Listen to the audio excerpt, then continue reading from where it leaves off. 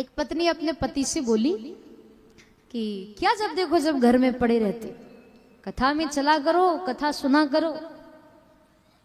तुम्हें पता है कपिलेश्वर महादेव के प्रांगण में भागवत कथा हो रही है। उज्जैन से प्रभु प्रिया जी आई कथा कहने, बढ़िया, इतना आनंद आ रहा है कथा में, इतना आनंद आ रहा है कथा में, बहुत आनंद आ रहा है, बड़ा अच्छा लगता है। वहां जाके बैठो, कथा सुनो, और तुम दिन भर घर में पड़े रहते हो, कथा में चला करो। तुम्हें मालूम है प्रभु प्रिया जी जब बोलती है ना तो अमृत बरसता है, अमृत। पत्नी बोली कि कथा में अमृत बरसता है क्या? जब देखो जब दिन भर घर में पड़े रहते हो, घर में बैठो, इससे अच्छा तो कथा में आके बैठ जाया करो, कुछ तो जाएगा आपके अंदर। पति बड़ा नास्तिक था तो कभी कथा में नहीं जाता, पत्नी को नहीं रोकता पर वो भी नहीं जाता, तू जा, मुझे मत बोल। और पत्नी ने एक दिन हिम्मत करके डांट दिया कि चलो कथा में क्या हो गया, वहां बैठो, और कहा कि कथा में अमृत बरसता है।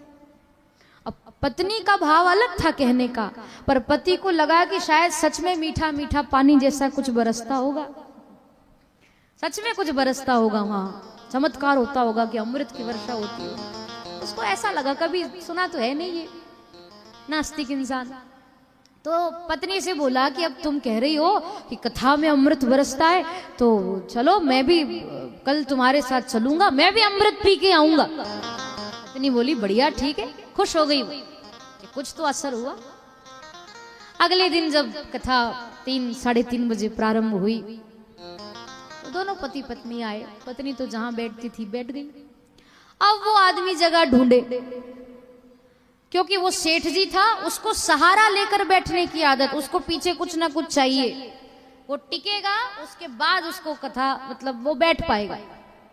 अब वो सहारा ढूंढ रहा था, तो ये जो पाइप लगे ना खंबे, ऐसे ही एक खंबे के सहारे जाकर बैठ गया, खंबे के सहारे, पाइप के सहारे बैठ गया जाके। कथा प्रारंभ हुई, आधा घंटा 1 घंटा मुश्किल से खूब उसने कथा सुनी। अब सहारा लेकर बैठा था, बढ़िया चकाचक पाके आया था, और सेठ जी आदमी, उसको दिन में सोने की आदत। कथा में आया, सहारा लेके बैठा, 1 घंटे मुश्किल से सुनी कथा, और उसको कथा के बीच में नींद आ गई। होती है किसी किसी की आदत, लोग कथा में भी सो जाते। और मैं तो ये कहती हूँ कि कई लोग तो कथा में आते ही सोने के लिए, चलो बढ़िया ठंडी ठंडी हवा चल रही है, पांडाल वांडाल लगाए, बिछात अच्छी कर रखी, वहीं सोएंगे, आते ही सोने के लिए। तो नींद आ गई उस व्यक्ति को, कथा चल रही थी, सब बड़े भाव से सुन रहे थे, वो सो रहा था, सो गया। अब किसी किसी की आदत ये भी होती है कि कोई व्यक्ति सोता है तो मुंह खोल के सोता है, हाँ करके, होती किसी किसी, मैंने कई लोगों को देखा, सो गया वो तो अच्छा, उसका मुंह भी खुल गया। कथा चल रही थी, धीरे से कथा पांडाल में पीछे से एक कुत्ता आया।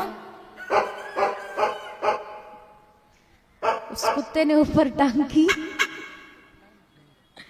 कुत्ता अपना काम करके चला गया। कुत्ता जब वो करता है तो कैसे करता है, संतों ने एक दोहा लिखा है इसके ऊपर, 3 टांग धरा धरी, 1 टांग आसमान। कुत्ते की 4 टांग होती है, तो 3 टांग धरा धरी, 1 टांग आसमान, और बिन बादल बरसा करे, बिन बादल बरसा करे, और बरसे मूसलधार। कुत्ते ने ऊपर टांग दी, वो अपना काम करके चला गया। अब 6-6:15 बजे जब आरती हुई तो सब लोग खड़े हुए, जोर जोर से आरती करने लगे, तालियां बजाने लगे। तो अचानक व्यक्ति की नींद खुली, उसने देखा तो वो भी खड़ा हुआ, आरती हो गई, प्रसाद ले लिया। दोनों पति पत्नी अपने घर गए। घर गए तो घर जाकर उसकी पत्नी ने पूछा कि क्यों श्रीमान जी, मैंने कहा था ना कथा में अमृत बरसता है, कथा में अमृत बरसा कि नहीं बरसा? पूछ लिया, अब पूछना तो बनता है। कि गए थे मेरे साथ कथा में तो कैसा लगा, कथा में अमृत बरसा कि नहीं बरसा। पति बोला कि कथा में अमृत तो बरसा पर मुझे खारा खारा लगा। समझे आप कथा को, समझे कि नहीं?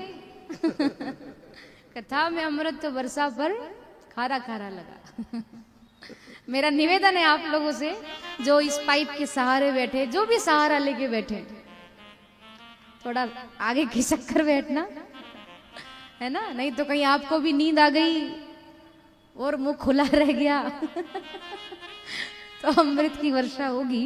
बोली कपिलेश्वर महादेव की जय। तो 4 नियम बताए।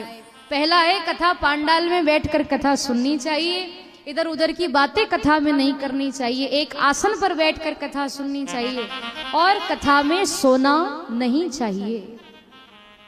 और एक और नियम मैं अपनी तरफ से बता दूं कि कथा में बैठकर कभी भी मोबाइल नहीं चलाना चाहिए। कथा में मोबाइल चलाना अपराध है, पाप है। कथा में बैठकर व्हाट्सएप यूज करना डबल पाप है, फेसबुक चलाना ट्रिपल पाप है, इंस्टाग्राम चलाना पाप है, बहुत बड़ा पाप है ना। कथा में बैठकर देखो, मेरा निवेदन पहले है आपसे, मेरी कथा में आओ आप भागवत कथा में, तो मोबाइल को साइलेंट रख करके बैठे, खुद भी साइलेंट रहें और चुपचाप शांति से भाव से कथा सुने। ज्यादा ही मोबाइल चलाना है, ज्यादा ही बात करनी है तो आप फिर अपने घर ही बैठे, कथा में आए ही नहीं। पर अगर आए हैं तो फिर इस बात का ध्यान रखें। ये नियम भोले बाबा ने